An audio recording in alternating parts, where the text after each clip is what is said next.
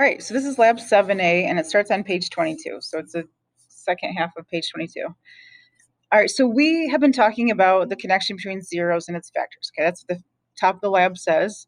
But there's also a little bit more that we need to talk about. Okay, so the first exercise says that we're determining the equation of a quadratic function. So as soon as you see the word quadratic, hopefully you're thinking it's a second degree. Okay, second degree. That means the highest exponent is 2, and there are 2 solutions. All right, well, it gives us both of the roots or the solutions. It says that they are -3 and 4. Okay, so we know x equals -3, and we know x equals 4. And from the information we've been learning, we can say, okay, if I know that one of the roots or zeros is x equals -3, then the factor must be x plus 3. And I know that if one of those zeros is x equals 4, then a factor must be x minus 4. All right, and I have a y equals in front of it that will give me the equation. But, okay, this is telling me that if I this point is also on the graph, 2, -50.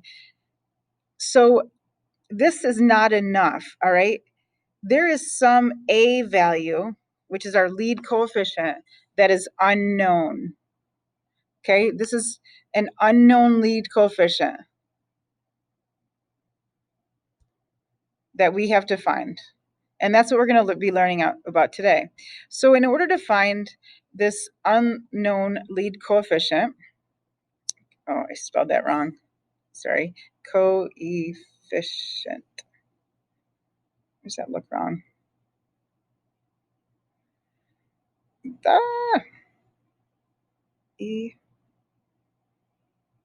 Efficient. All right. All right. I'm going to just abbreviate. Sorry, I should look that up and do it, but it's looking really weird to me, and I don't want to waste too much time in this video. Okay. All right. So it also tells me it goes to the point 2, -50. So what it's doing, it's giving me an x and a y value, an x-y combination that must work in this equation. Okay, if a point's on the graph, then it should work in the equation. So to find this unknown lead coefficient, I can substitute -50 in for y and 2 in for x, and then I'll only have one variable, so I'll be able to solve for a. Okay, so that's basically the extra step we're going to do. We're finding the specific equations given the roots. All right, so a is still a, it's unknown, and my x values all the way through are going to be 2. So I have 2 plus 3, and then 2 minus 4.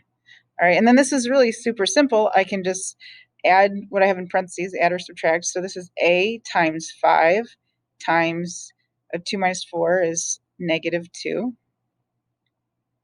And this will give me -10a, right? If I multiply these two, is -50. So if I divide both sides by -10, it allows me to solve for my a value, and -50 divided by -10 is 5. All right, so now I know that my lead coefficient is 5. So my specific equation is 5 times x plus 3 times x minus 4.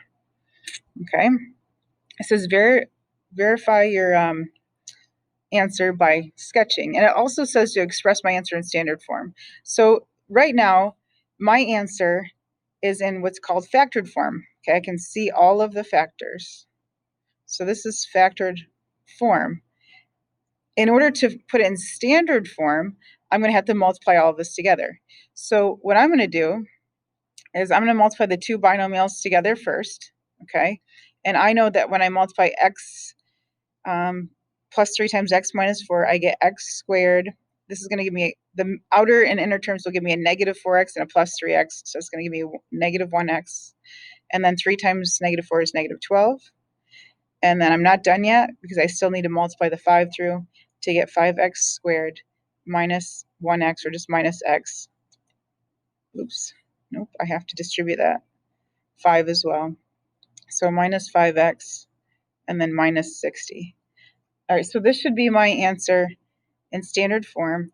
And to verify it, I'm just going to open a Desmos tab, and I'm going to sketch this, and we're going to check to make sure that both roots are correct and it passes through the point to negative 50. All right, so I'm going to open up Desmos. And since I had to answer in factored form, I'm going to type my answer in factored form. I'm sorry, standard form to check my answer. Okay, so I said my standard form was y equals 5x squared minus 5x minus 60. All right, so I'm going to check, like I said, a few things. I'm going to first check for my roots, -3, +4. That's what they told me, -3 and 4. But I also need to check to make sure the point to -50 is on my graph. So I'm just going to touch this right here. And it looks like it's, oops, I saw it there for a second. Oh, okay, it was on there to -50. Oh, I got it to show for a minute if you could see it. All right, so I just verified that all of that was correct, all of 3 things. And I'm just going to sketch my graph real quick. So -3, 1, 2, 3, and +4, 1, 2, 3, 4 are my zeros, and -50 was down here. I know the y-intercept just by looking at it in standard form is a -60, so I'm just going to put a point right here. And then since parabolas are symmetric, I can also put a point on the other side of that. And this is a sketch, not the greatest sketch, but it's a sketch of my answer. All right, so it says it's important to understand how the a value or the lead coefficient affects the graph. So we're going to actually talk about that in the next example. We're going to do some specifics.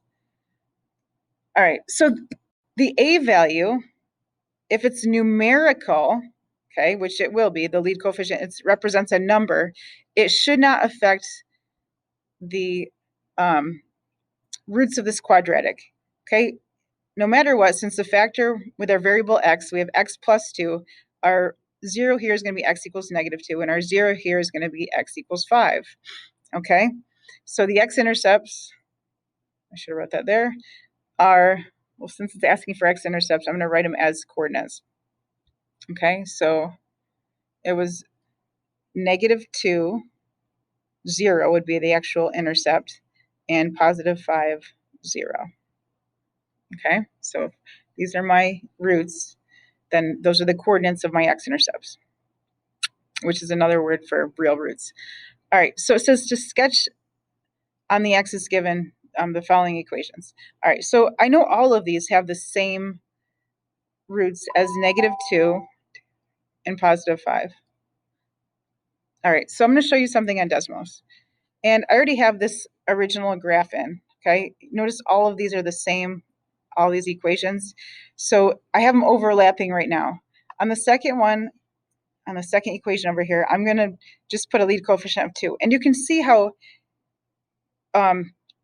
it's just stretching my graph vertically. Okay, if you notice the distance between the x-axis, okay, if you notice the distance between the x-axis here and the minimum point, since I multiplied by 2, that vertical distance from the x-axis is going to be doubled. All right, I'm stretching it. And go back to the next equation, it wants me to multiply it by 4.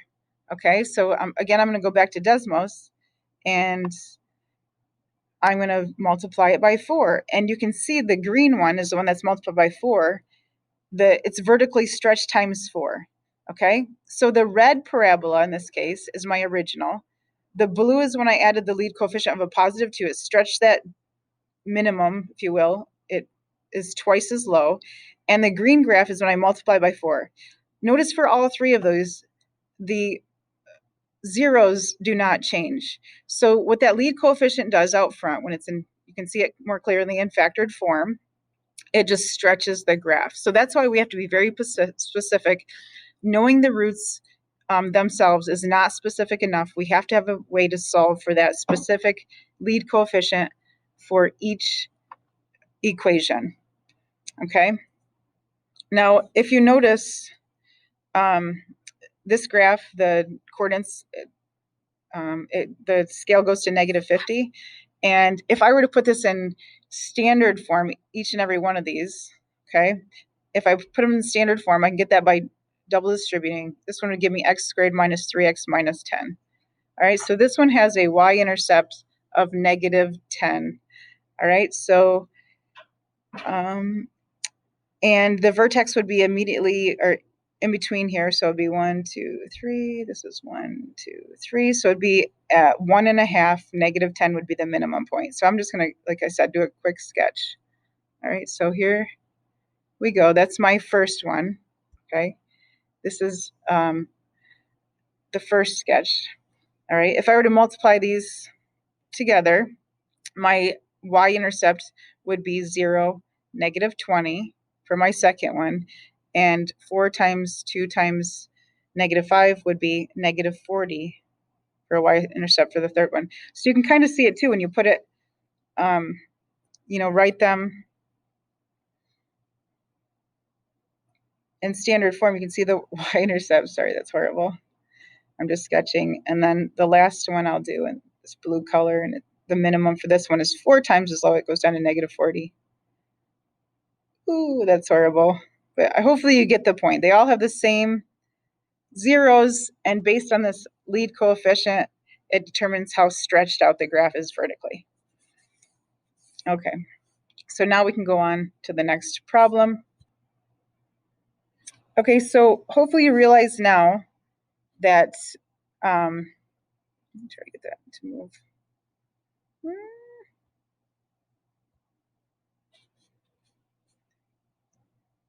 Hold on. Okay, so that A value is significant, correct? Okay, the A value is significant in this case. So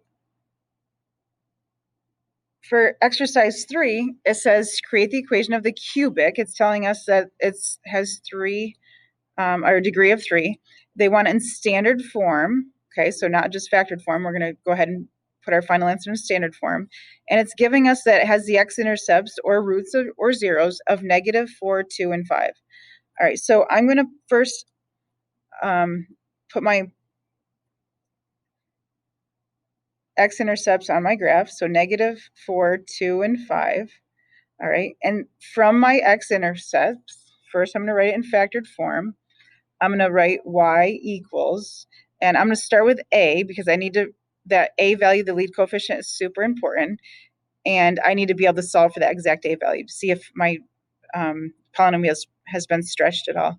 So since a 0 is negative 4, that means I have a factor of x plus 4, and I have a x-intercept of positive 2. That means the factor is x minus 2, and the same to get the x minus 5. All right, so the other information we haven't used yet is our 6, 20, which is the x and y.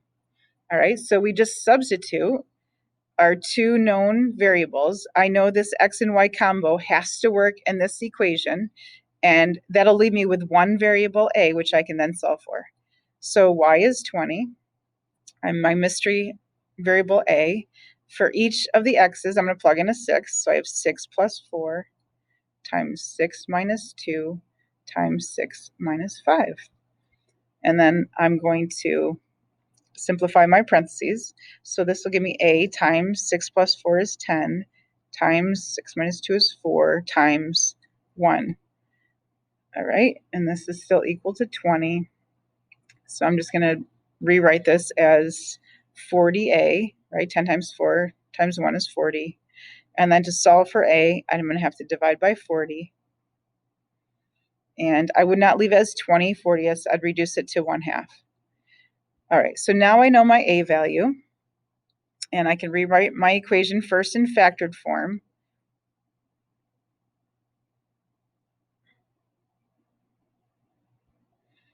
And this is kind of tedious, switching from factored form to standard form. But I like to start from the right and work backward. So I know x minus 5 times x minus 2 gives me x squared. I'll have a negative 5x and a negative 2x, which will combine to give me negative 7x. And then negative 2 times negative 5 is positive 10. Okay, and then I'm going to multiply that times the x plus 4. I'm going to put the 1/2 down just so this step is equivalent, but I'm just going to do this piece right now. So I have to distribute my x to each piece to get x cubed minus 7x squared plus 10x. Okay, basically all of these just bumped up, have an extra x with them. And then I have to distribute my positive 4 to all three of those to get positive 4x squared. Okay, minus 28x and plus 40. All right, and then my last step, I have to still multiply all of that by 1/2.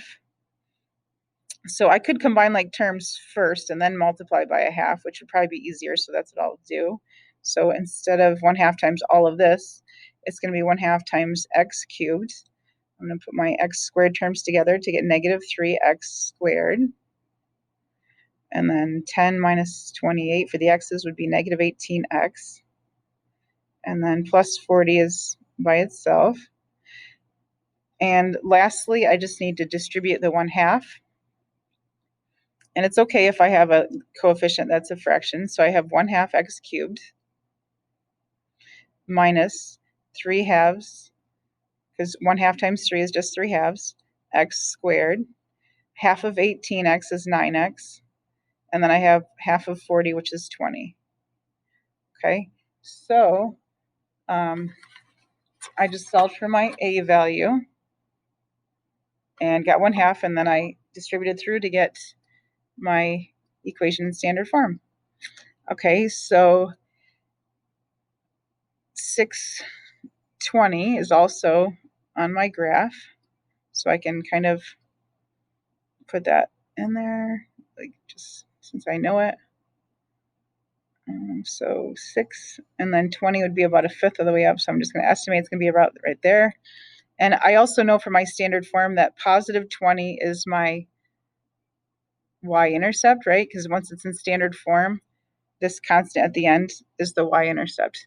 So I have kind of a little picture of my graph. I'm not going to, it's just a sketch, so I'm not going to worry about the max or the mins. Since my standard form, I have a positive 1/2. That means the lead coefficient is positive. So I know my right tail is up, my left tail is down. So I'm just going to sketch. Oops, I missed the boat there a little bit. Try that again.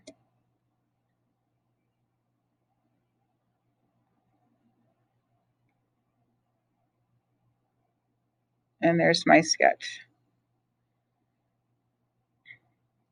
All right, a couple more to do. Next page. Okay, so more of the same. Create an equation of a cubic, so I know it's the third degree. Standard form again, cubic, standard form, all this is vocab. Ooh, it has a double 0 at -2 and another 0 at +4. So double 0 at -2 and a 0 at 4. It has a y-intercept of 16. So this is telling me the extra point they're giving me in an indirect way. If it has a y-intercept of 16, that means the point 0, 16 is on my graph. So I'm going to just eyeball it right there and put about 0, 16. And same thing. So I have y equals a. All right, I'm going to use my roots to get my factors. Since there's a 0 at 4, I'm going to write x minus 4 for the factor, since the 0 is positive 4. And a double 0 at -2 means the factor x plus 2 is squared. All right, so I need to solve for a. So the y-intercept in this case, the y-intercept gives me my x and y. All right, so I'm going to substitute. Y is 16. And I can even color code this a little bit, get a little fancy. 16 equals, I'm looking for a, and my x value is 0. So 0, my x value over here is also 0. And this is a -4, and this is a +2. All right, so if I simplify, I'm going to add first 2, and then 2 squared is 4. So this turns into a +4. 0 minus 4 is -4. So that turns into that. I have my a, and I have my 16.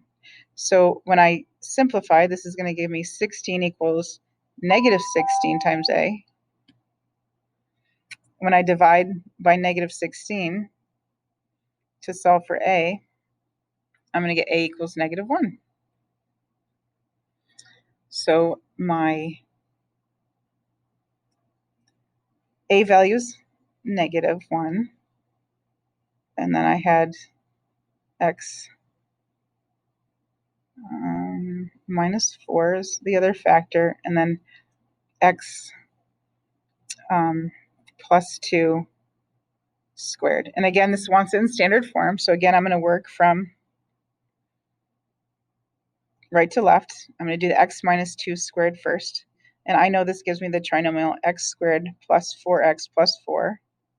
Okay, by this point, you should see how I got that without me writing it out. And in this case, I'm going to actually distribute the negative 1 first, so I can take care of all this all at once. So negative 1 times x is negative x. Negative 1 times 4 is positive 4. And then I just have these two polynomials to multiply together. Okay. And all right, so first I'm going to distribute the negative x to all three of these terms. So I should get negative x cubed, right? Negative 4x squared minus 4x. Okay, I just distributed this, if you're wondering how I got that. And now I'm going to distribute the 4.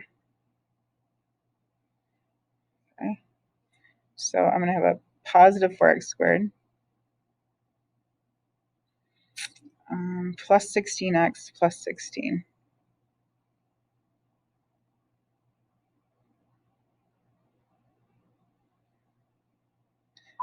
All right, so if I'm going to finalize this in standard form, it's going to be negative x cubed.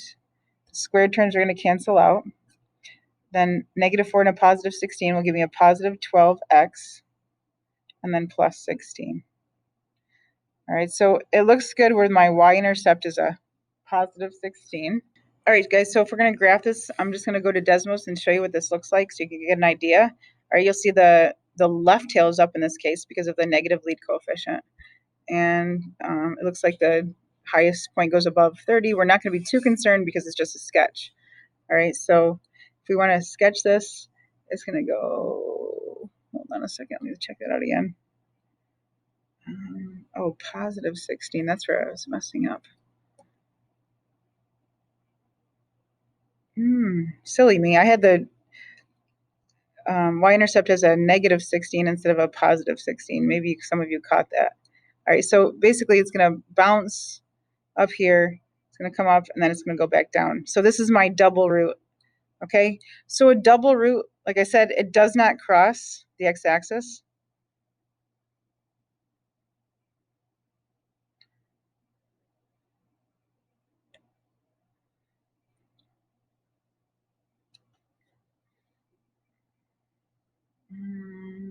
Where that went. Sorry about that, guys. I'm just going to do a text box. Okay, so it does not cross the x-axis. Okay, actually, there is a min or max. A min or max at the root. Okay, so that looks a little bit more professional than my chicken scratch trying to write with my finger. Okay, one more problem for this video. All right, this one's a little different because they just give us one of the zeros as negative 3, 1, 2, 3, and they give us the min.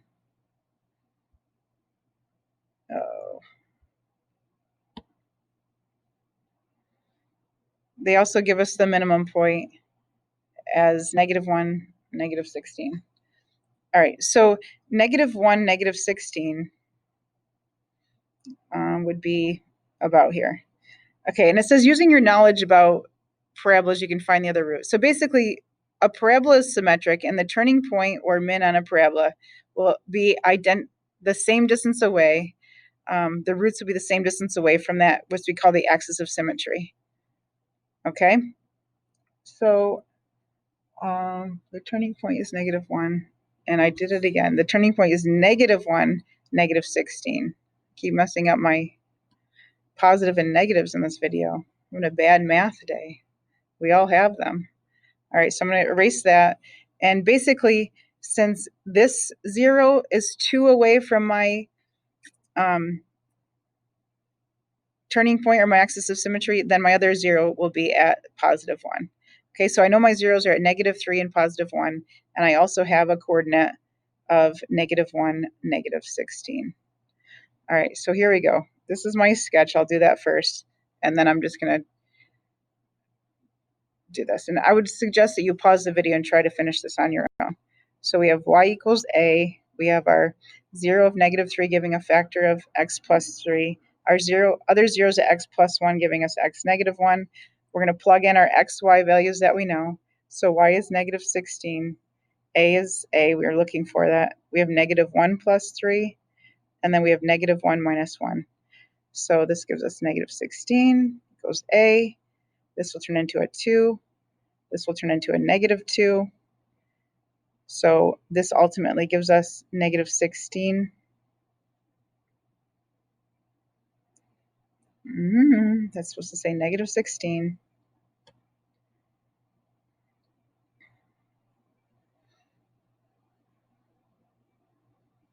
-16 equals -4a. So if we divide by -4, a equals 4. So my equation is y equals 4 times x plus 3 times x minus 1. And if I'm going to write this in standard form, I apologize for the messiness. I'm going to multiply these together first to get x squared plus 2x minus 3. And then I'm not done until I distribute the 4. So y equals 4x squared plus 8x minus 12.